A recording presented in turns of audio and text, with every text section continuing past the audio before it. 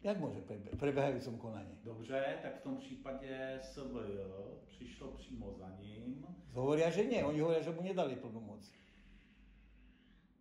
No, někde musí být žádost o to, aby se ty peníze po vás vymáhaly. No a oni tvrdia všetci, že nie. Nevím. Každopádně pan exekutor soudní poslal jakousi listinu, já se podívám.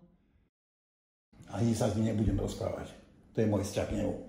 Neviem, ako mi staví. Tak ako je to možné, že bola zapísaná dražba išla preč, nedal vklad na vlastníctvo ten nový majiteľ, tá nejaká SROčka.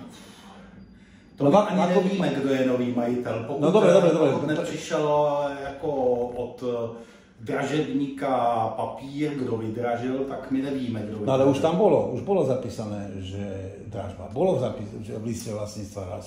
Niekto to dal preč.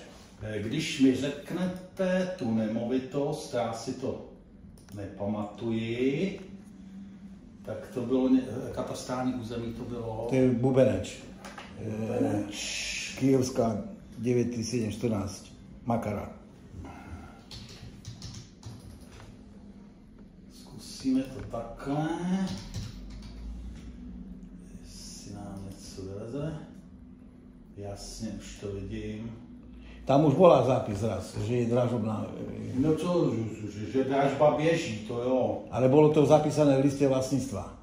A listu vlastnictví, tohle je celý dům a niekde vás mám. Máme viacej výpisov, v jednom to bolo, potom to zmizlo a ja nepoznám tie pravidlá, chápete? Lebo ja teraz vidím, že okolo toho listu vlastníctva a vôbec nemovitosti sa vytvára taká bublina, v rámci ktorej sa angažujú všaké mafie a ponúkajú služby, ktoré sú neželané. Ja si neželám, aby ma niekto oznamoval mi, že je exekúcia. A stabilne chodia, máme odkazy, volajte nás, je to dôležité, je to to. Nevím, já tady vidím pouze v katastru, co tady proběhlo a je zapsáno. Zahájení exekuce, exekuční příkaz k prodeji nemovitosti.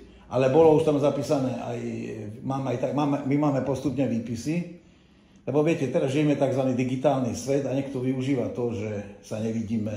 A to sú 90% informácií. Všetci sú hrdinovia, viete. Napríklad ja mám súdkyňu, nevidel som ju 7 rokov. Vydávajú sa rozkazy, tresty smrti, bez toho, že by sa pozreli človeku do očí. A ja rád jednám s ľuďmi, preto som aj na vás si dočkal. Ale pána Valentu nechcem vidieť, pretože ja viem, jak sa pán Valenta dostal k tej exekúcii. No a my tady o panu Valentovi nic nevíme, protože nám ten dražebník teda nic neposlal. No ale prečo to sú tam tie zápisy? Ja tomu chcem rozumieť. Aby ste rozumeli, oni si teraz byt od dvoch právnikov. Jedného francúzského právnika, teraz sa bude o to zaujímať. Oni zrejme mali dojem, že tu je nejaký neplatič, ktorý niekde podnikal a teraz mu zobrali byt.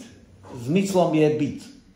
Od samého začiatku je účelom žaloby všetkého postupu pána Valentu, všetkých účastníkov SVJ je ten byt.